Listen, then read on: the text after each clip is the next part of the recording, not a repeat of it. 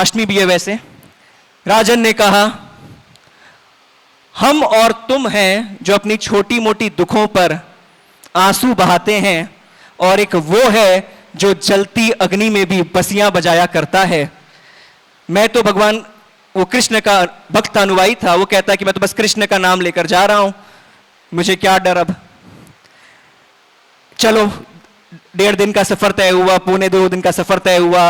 राजन मुस्कुरा रहा था, नाविक चिंतित था, उसको डर लग रहा था कि राजन की मृत्यु और इतने अच्छे इंसान की मृत्यु होने वाली है। टापू में पहुंचे तो नाविक ने कहा, प्रणाम गुरुदेव, अब मैं जाता हूं, अब यहां से आप अपना रास्ता खुद तय करेंगे, मैं अब आपका यहीं तक का सारथी था। राजन कहता है, अरे मेरे शिष्य, गुरु बनाया है, आ गुरु के साथ चल। बोला नहीं नहीं नहीं। बोला अरे गुरु की बात नहीं मानेगा। बोला नहीं नहीं, मान तो मानूंगा, पर मेरे को तो डर लगता है ना मौत से, आपको नहीं लगता है तो क्या, मुझे तो डर लगा, मैं नहीं जाऊंगा। बोला नहीं चल। बोला नहीं जाऊंगा। अरे चल, तो क्यों डर रहा है? अरे नहीं नहीं, मैं क्यों मरूं, सांप बिच्छू शेर, मैं तो, आप तो मरो मरो, मेरे को क्यों मारना यार। बोले 82 साल का है। बोला कोई बात नहीं, 2-4 साल तो जी लूंगा। This is the fact reality of life, right. तो एनी हाउ, तो अब नाविक बोला ठीक है चलो यार, ये तो बड़ा जिद्दी मिल गया इस बार। गए, वो टापू में गए तो जो जंगल था, जो वीरान था, खूंखार जंगली जानवरों से भरा था, जहां पर मौत निश्चित थी। जैसे ही नाविक और राजा वहां पे प्रवेश किए तो नाविक की आंखें चकाचौंध हो गई। वो वीरान टापू के अंदर में बहुत सार के सैनिक ढोल नगाड़ा बजाकर अपने राजा के स्वागत के लिए खड़े थे। कई सार की राजकुमारियां, प्रिंसेस वरमाला लिए राजा को अपना पति बनाने के लिए तैयार थे। आसपास के कई राज्य से कई राजा आए हुए थे इस पराक्रमी साहसी योद्धा राजा का स्वागत करने के लिए, और पूरी की पूरी सिपाही सैनिक एक ड्रिल करके राजा का स्वागत कर रहे थे। नाविक बोला, अरे गुरुदेव ये क्या हो गया? तो राजा ने बताया, मैं पूरी स्टोरी को शॉर्ट और फास्ट कर रहा हूं। राजा ने बताया, जब मुझे 10 साल का राज्य का भार मिला तो मैंने पहले 3 साल बहुत अच्छे से राज्य चलाया, कमाई की, देखा कहां पैसा जा रहा है, अपना जो वेल्थ है उसको अक्यूमुलेट किया, भंडार को पूरा भरा, सेविंग्स की, कमाई की। उसके अगले 3 साल मतलब 4th ईयर से 6th ईयर मैंने राज्य की बहुत भलाई की, लोगों को बहुत सेवाएं दी, बहुत सुविधाएं दी, कई लोग मेरे भक्त बन गए, धन भी इकट्ठा होते गया। जो लोग कर टैक्स देने में कतरा रहे थे वो खुशी खुशी टैक्स दे रहे थे क्योंकि उनका भी भला हो रहा था। 7वें साल से लेकर 10वें साल तक मैंने अपने कुछ गुप्त सिपाही इस वीरान टापू में भेजे। हाय सोनल दी। और इस वीरान टापू को हम लोगों ने डेवलप करवाया, वहां पर हमने सारे जानवरों को अलग किया, डेवलप किया और महल बनाया, ऐसी व्यवस्था की कि यहां पर रहने योग्य बने, और उसको एक पूरा एक स्वर्णिम राज्य बना दिया। आसपास के राजाओं से भी मदद मांगी हमने, उन्होंने भी मदद देने के लिए स्वीकृति दी, क्योंकि एक ऐसा साहसी योद्धा है जो अपने मौत को चैलेंज कर रहा है। निश्चित मृत्यु, 100% मृत्यु, nothing can beat that. But इसने अपने कर्मों से अपनी मौत को हरा दिया, अपने कर्मों से अपने मौत को हरा दिया। वह नाविक लेट गया उस राजा के चरणों में, कहा मैंने सही गुरु बनाया है जीवन में। क्या राजा, क्या कर्म किया आपने कि अपने प्रजा को अपना भक्त बनाया और उन भक्तों से एक नया राज्य बना दिया, और उस जो मृत्युशाला थी उसकी, जो उसकी एक कहते हैं ना शमशान था उसके लिए, उसको अपना राज्य बना दिया। वाह राजा वाह, तुम तो महान हो, महान हो, महान हो। और सही है, अटल बिहारी वाजपेयी जी कहते थे, आप सबने सुना होगा, टूटे हुए सपने की सुने कौन सिसकी। किसको पता है ये? आपको पता है? अरे आप तो बहुत टैलेंटेड हैं। टूटे हुए सपने की सुने कौन सिसकी, याद नहीं है। अंतर को चीर व्यथा पलकों पर आ टिटकी। बहुत ध्यान से सुनिएगा, टूटे हुए सपनों की सुने कौन सिसकी। सपने देखो पर टूटे हुए सपने की कोई वैल्यू नहीं है। स्ट्रेंथ उसी में है कि हम उसको कर दिखाएं। हमें पता सब है, हम 0 से 90 तक जाते हैं, बट लास्ट का 10% नहीं करते। और हमारे पास 1000 रीजन है नहीं करने के। अजी हम तो जैनी है।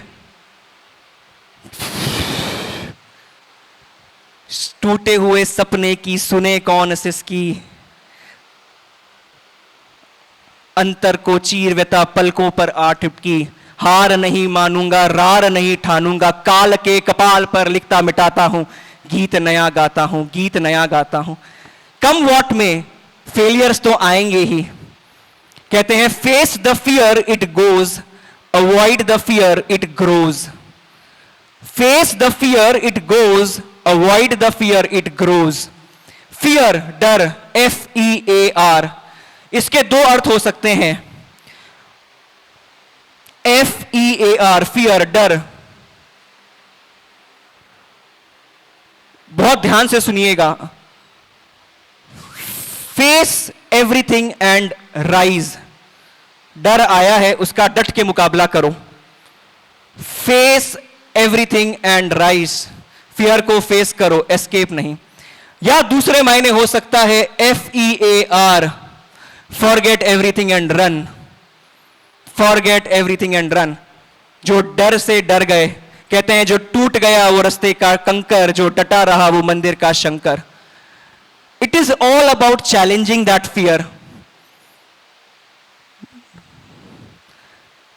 Face the fear, don't escape. हम सबको डर लगता है, हम सब जिस भी व्यवस्था में हैं, अपनी अपनी व्यवस्थाओं में ऐसे सिचुएशंस को फेस करते हैं जहां पर डर आता है, घबराहट आती है।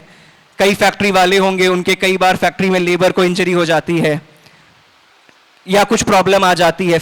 डर, प्रॉब्लम्स आना स्वाभाविक है, but how do we face it is the real challenge. Challenges आना प्रकृति है।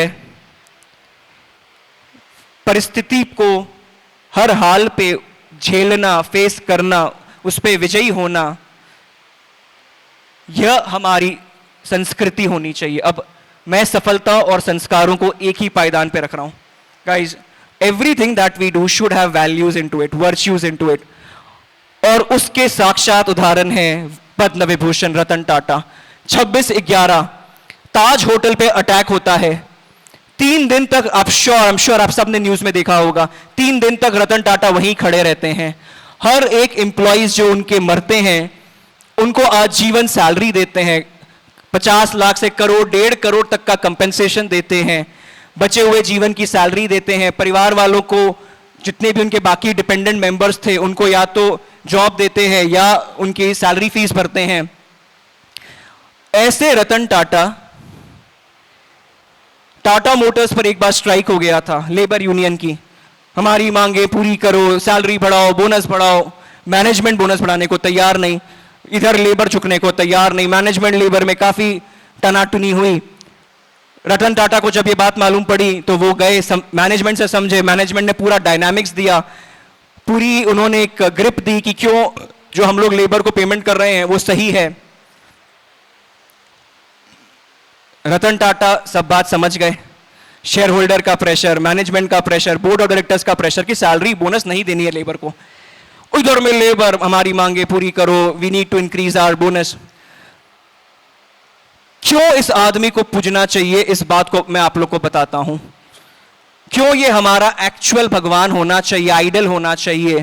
कहते हैं your life can serve either 2 ways, either as an example और एज अ वार्निंग।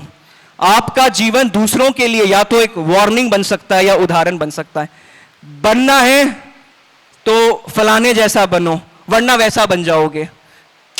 कहते हैं ना अपने, बनना है तो सिपाही जी जैसा बनो।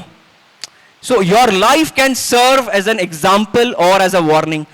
क्यों रतन टाटा पूजनीय है? रतन टाटा सब जानते हुए भी, शेयर होल्डर्स और मैनेजमेंट के प्रेशर के बाद भी लेबर के पास जाते हैं, उनके साथ बैठते हैं और कहते हैं हाँ जी भाई इनकी मांगे पूरी करो, बोनस बढ़ाओ। मैनेजमेंट अचंभित हो गए, लेबर भी अचंभित हो गए। मैनेजमेंट कहती साहब ये प्रैक्टिकली पॉसिबल नहीं है, वाइबल नहीं है। रतन टाटा कहते नहीं, लेबर ने अपना खून पसीना एक कर दिया इस फैक्ट्री के लिए, इनको बोनस दे दो। मैनेजमेंट कहती सर पॉसिबल नहीं, अगर आप बोलेंगे, आप तो सुप्रीमो यूनो हो, आप बोलोगे हम लोग बढ़ा देंगे। रतन टाटा ने कहा हाँ ठीक है बढ़ा दो, मैंने बोल दिया, इसको घोषणा कर दो, चाहे माने शेयर होल्डर नहीं माने, चाहे जो भी हो, what ever it is, market के अंदर हमारी वैल्यूएशन गिरे, आई डोंट केयर।